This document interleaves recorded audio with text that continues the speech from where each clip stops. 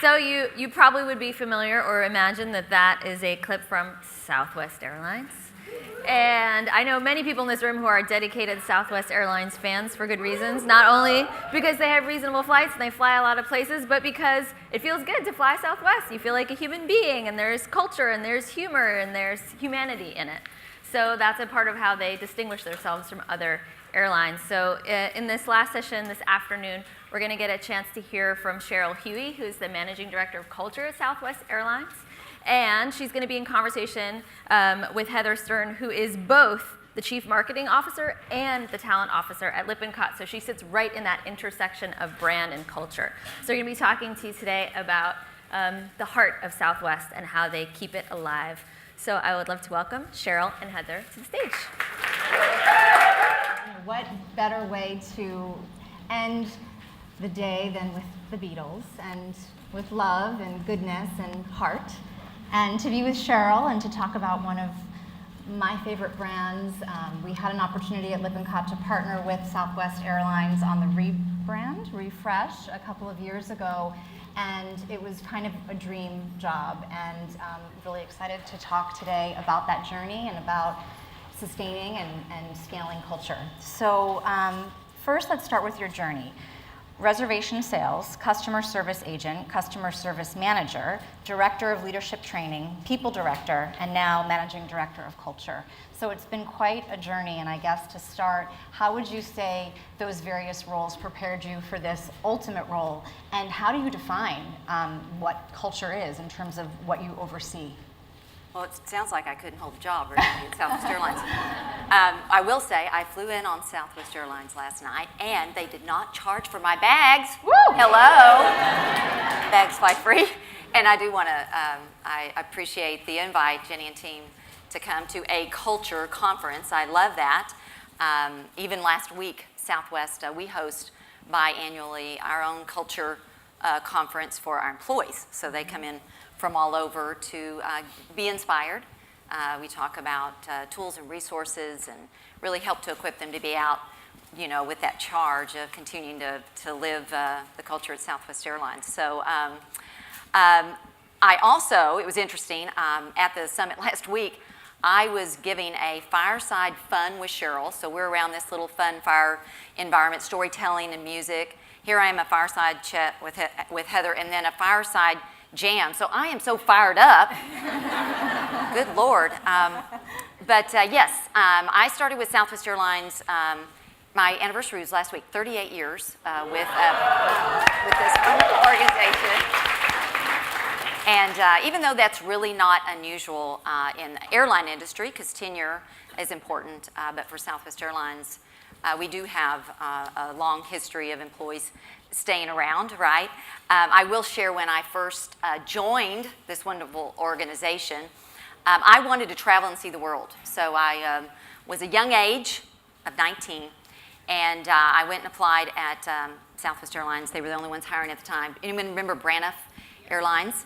I wanted to get on with the real airline, and they weren't hiring them, but Southwest was. And I ran back home, tell my mom and dad, I got on with an airline, and now we're going to get to travel and see the world. And they're like, that's so awesome. Where all did they go?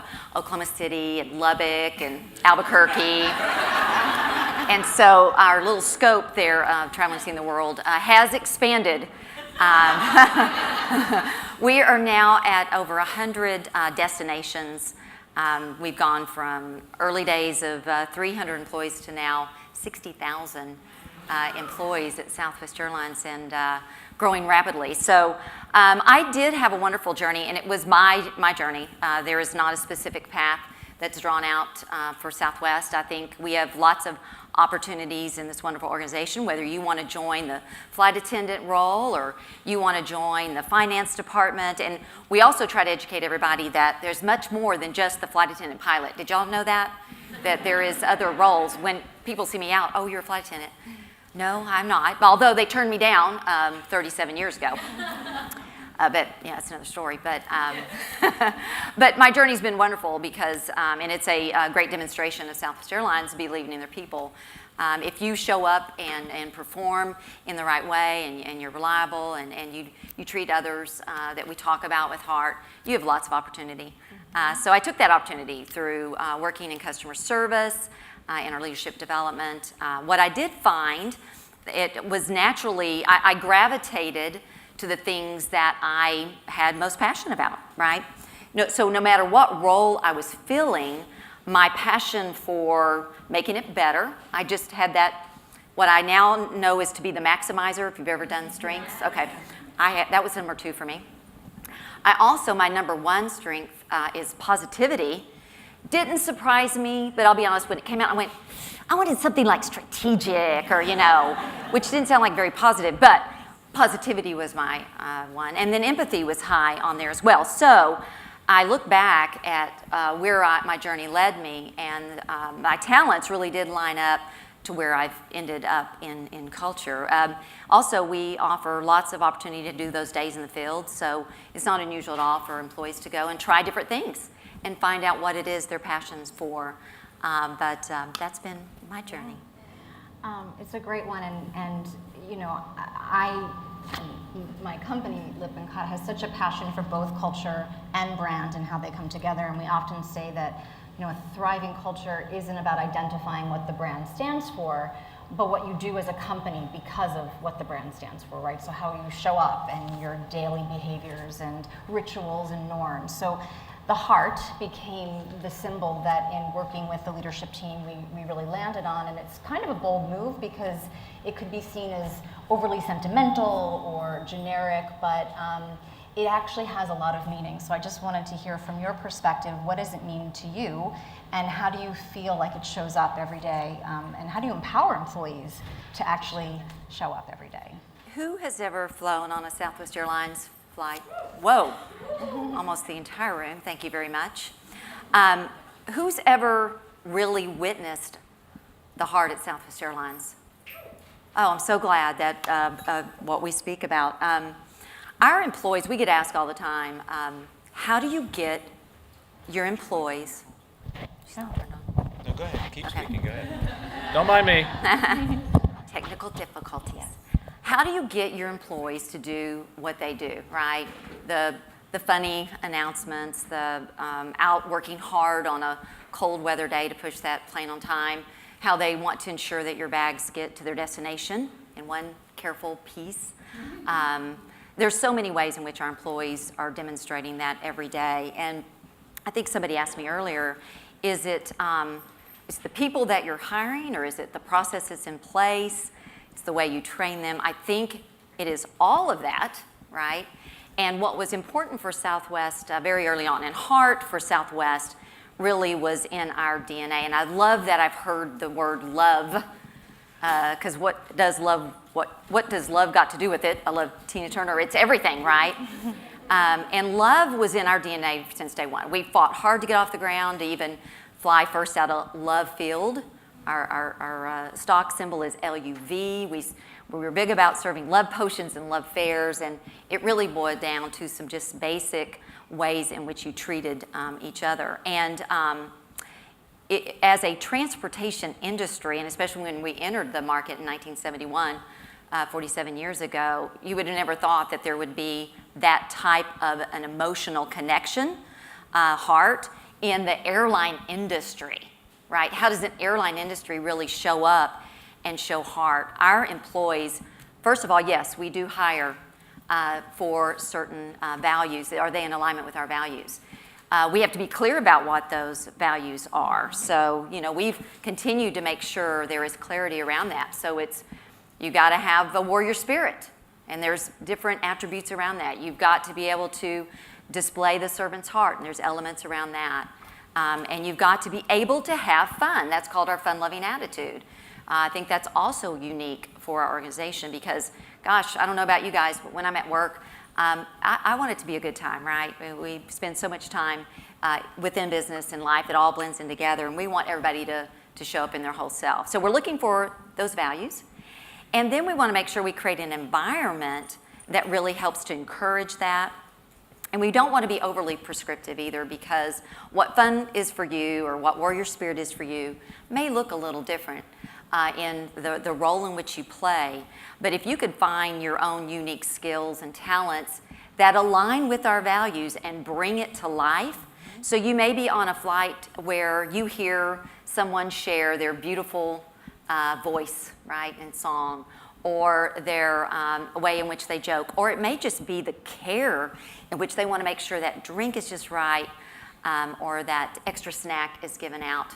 But I will say that when you've identified those values and you're getting good people to join your organization, and you want to hold them accountable to that, and then when they demonstrate it, which it sounds like many of you raised your hand, you've seen it, we want to recognize, reward, and share their stories so broadly so that what does warrior spirit look like, what does fun-loving look like, is very clear across the organization, so that when we're bringing in 8,000 new employees a year, that's what we're bringing in right now, that I can see through all the ways that Southwest does that, oh, I could picture myself doing that.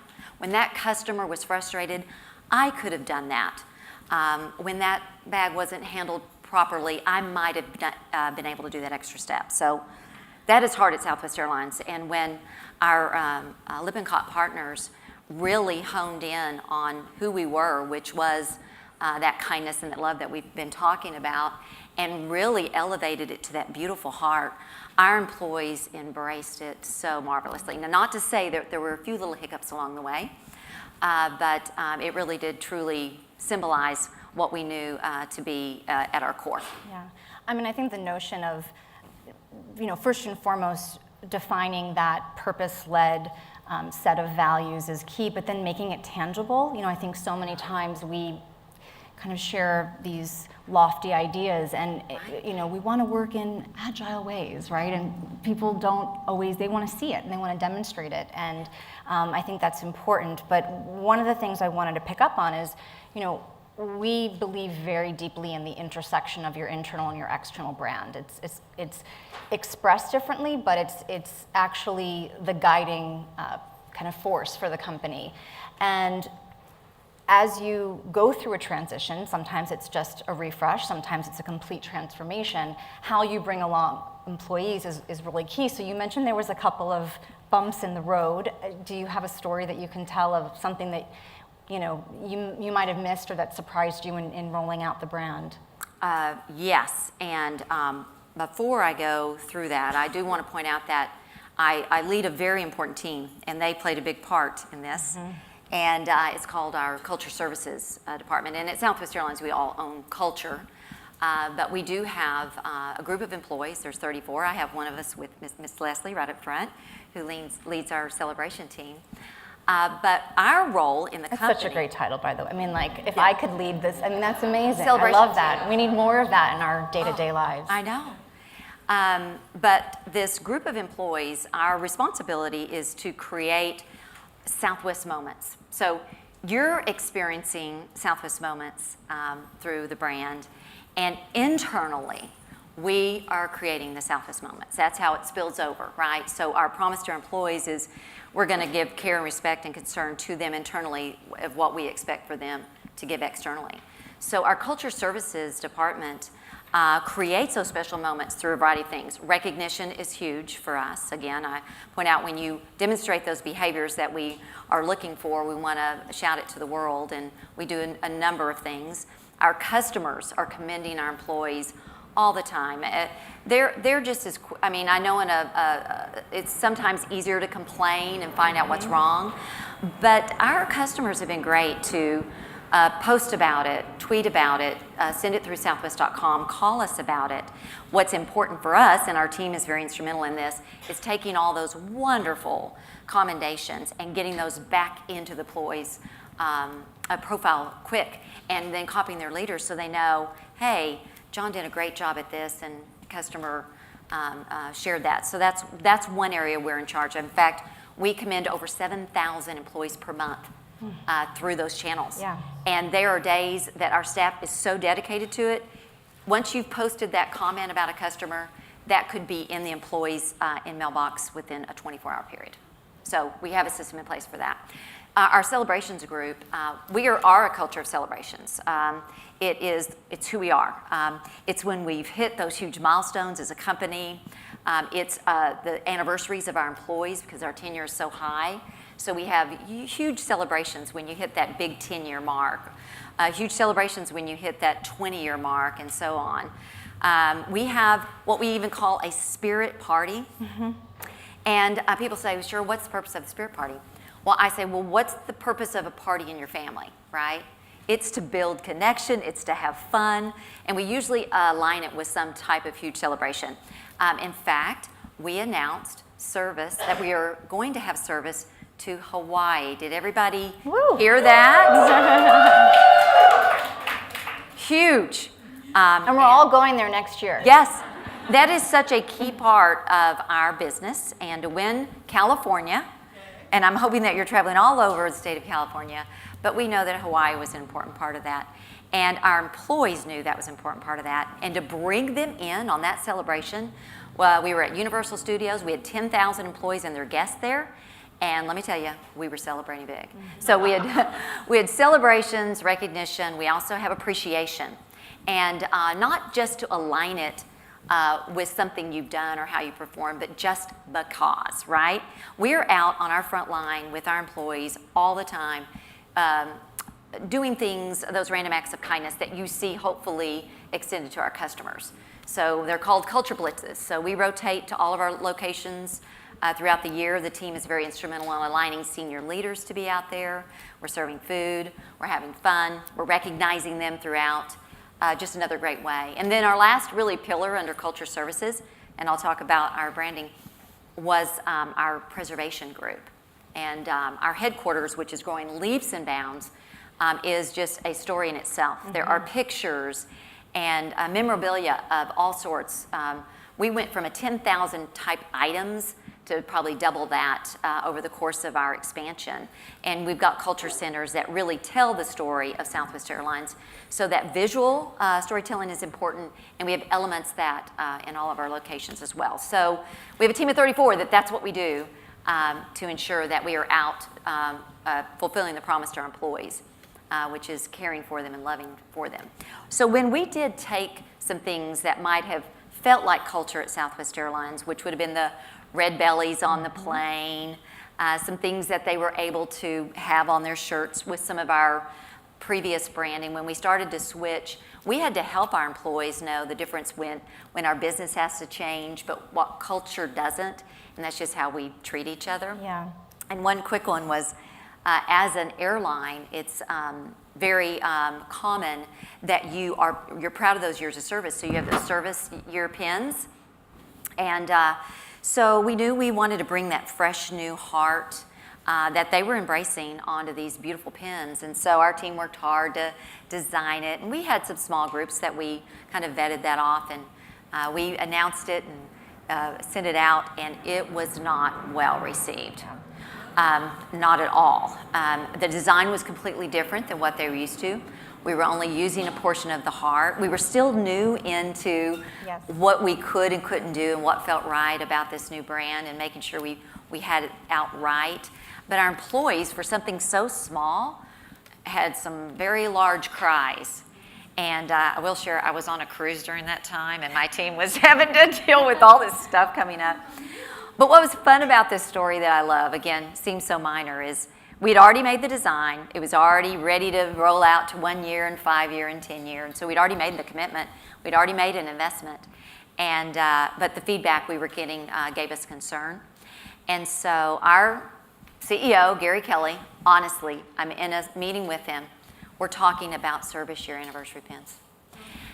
And we're talking about how upset our employees were that we didn't complete, they were about to hit their 20th and they wanted to match their other, designs, but that we weren't real thoughtful maybe as to their thoughts of ideas and design. So what do?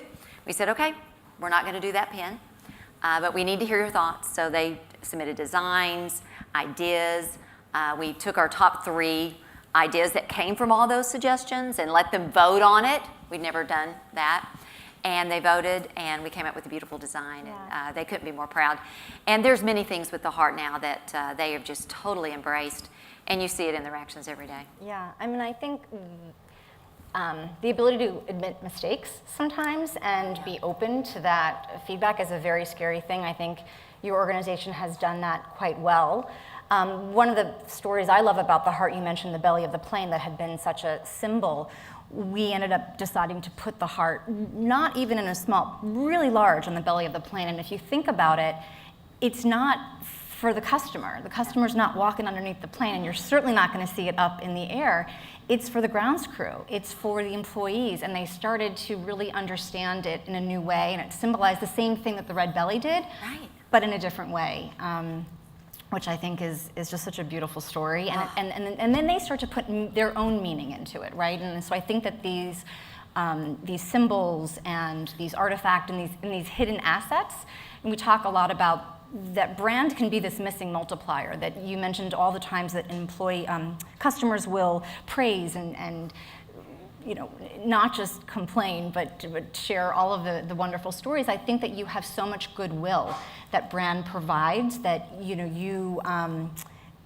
they will forgive you much easier if perhaps you've had a misstep.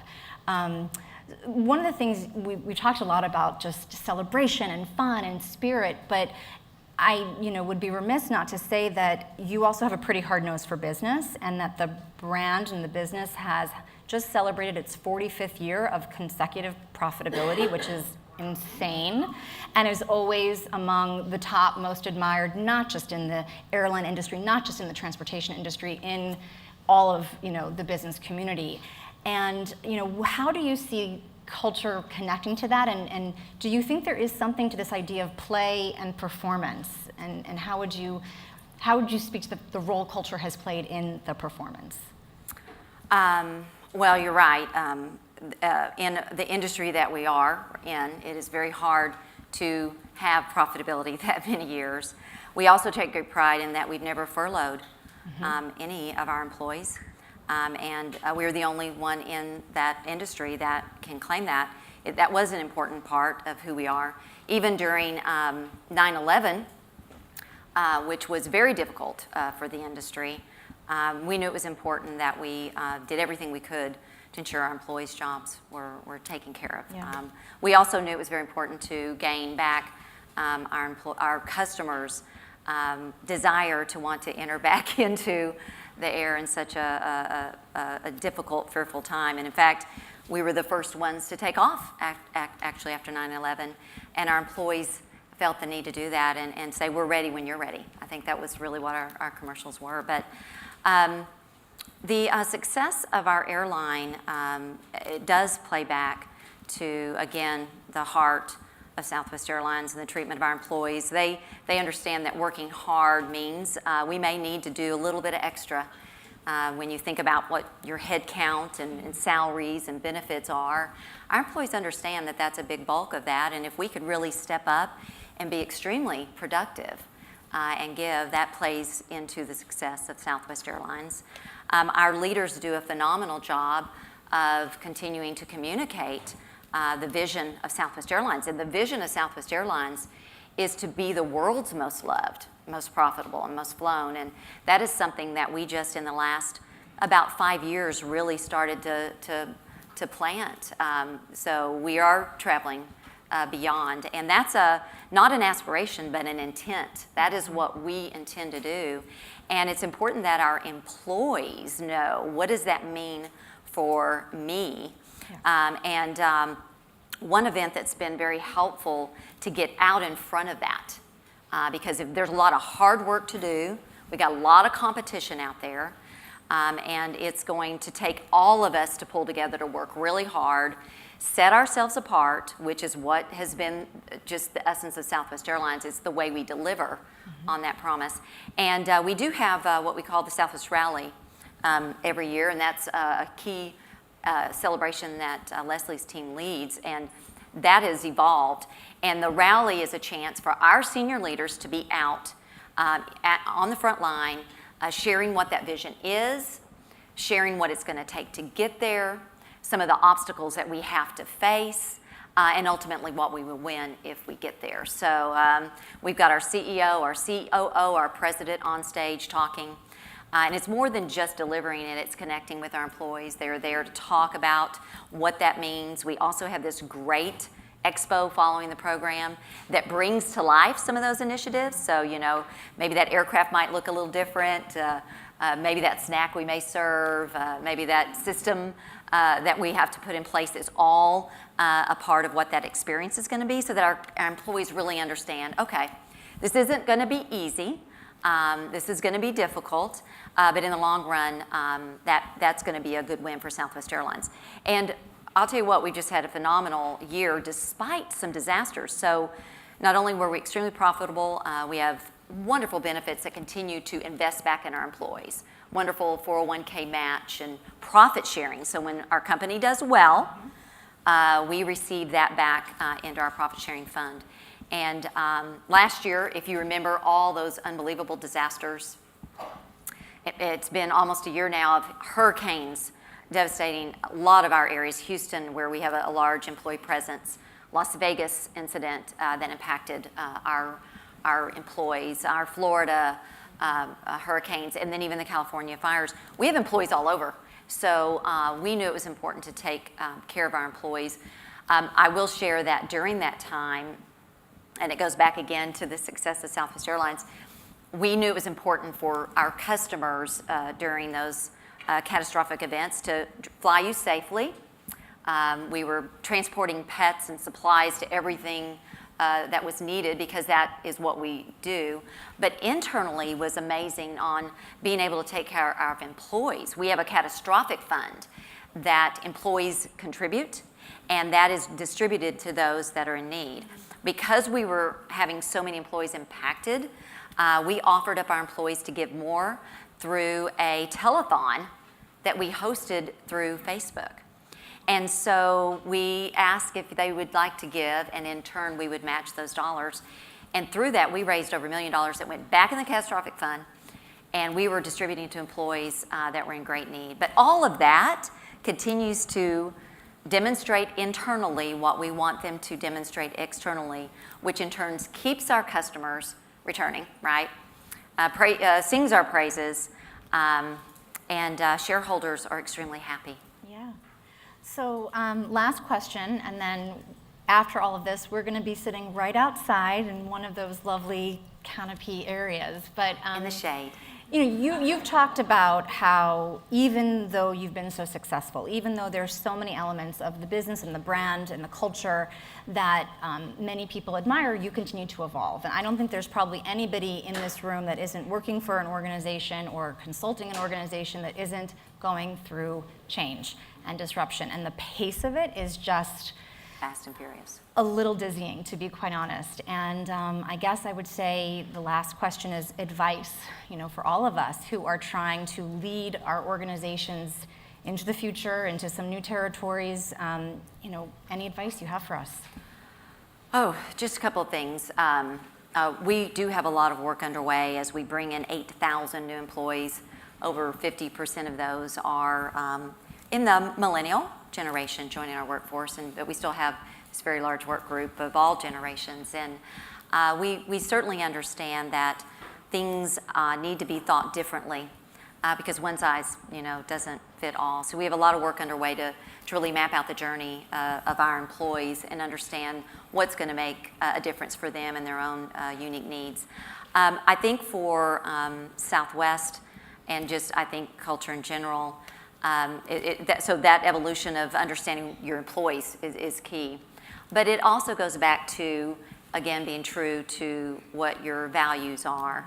And those can refresh, but the heart of it is key. And then the leaders' belief in that, right, from the top, and they're the ones out acting and demonstrating and holding everyone accountable. So you've got to have strong belief in your values and how you act upon those and then reward those. And then also just being able to show commitment through everything that's needed to support our culture, which is resources and time and money around things that will make a difference. And so we focus very much on that customer experience, but our employee experience is certainly number one. Yeah. Well, thank you so much. And I have to say, you know, it's an exciting time in the world. It's also a little bit of a scary time in the world. And I think to have a company and a brand that sets such a high bar for trying to put love and goodness and heart into the world is quite a noble feat. So thank you for all you do and everybody in the organization. And Thank you very much. Thank you.